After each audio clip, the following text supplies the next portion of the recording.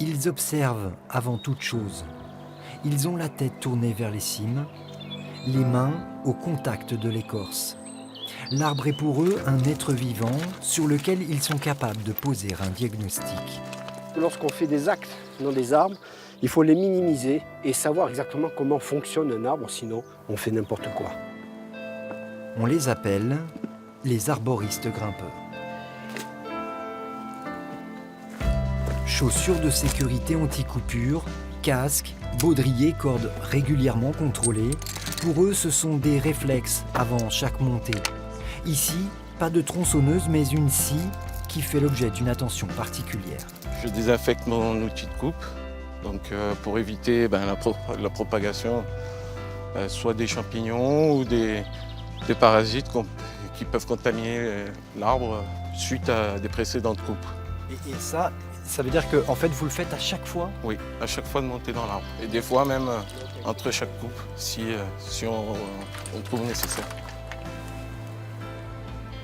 Sur ce chêne, il est nécessaire de purger certaines branches mortes. L'intervention sera pour autant minimaliste.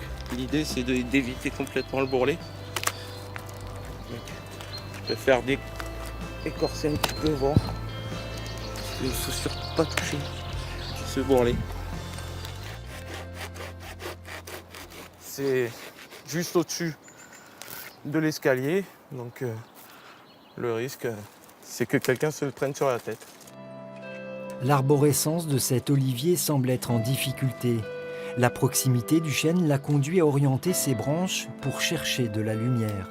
Pour l'arboriste, il faut l'aider un peu. Une taille de cohabitation avec justement l'olivier qui est là.